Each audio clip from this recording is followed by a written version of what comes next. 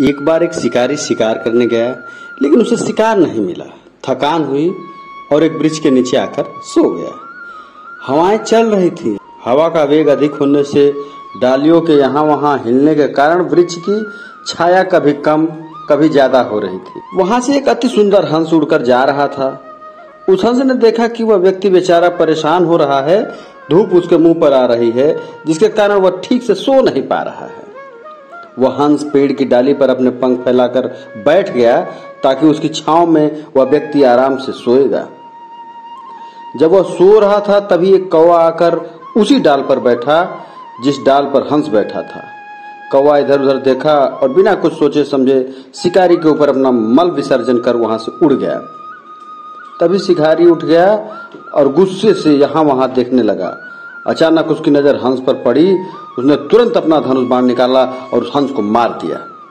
हंस नीचे गिरा और मरते मरते हंस ने कहा, मैं तो आपकी सेवा कर रहा था, आपको धूप से बचा रहा था, आपको छांव दे रहा था, आपने मुझे ही मार दिया।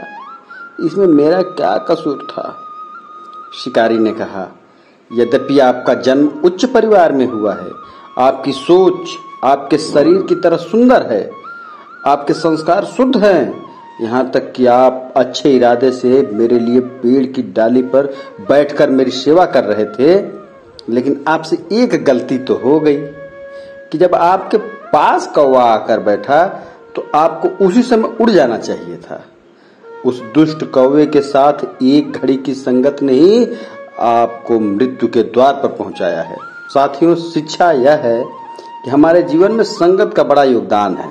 संगत हमारे जीवन को बहुत प्रभावित करती है। संगत के कारण ही जीवन का उत्थान पतन होता है।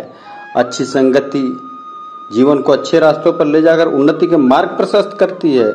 अच्छी संगत से जीवन पर सकारात्मक प्रभाव पड़ता है और बुरी संगत जीवन को बुरा बना देती है तथा आदतें खराब हो जाती है, जिसके कारण लोगों पर नकारात्मक प्रभाव पड़ता है।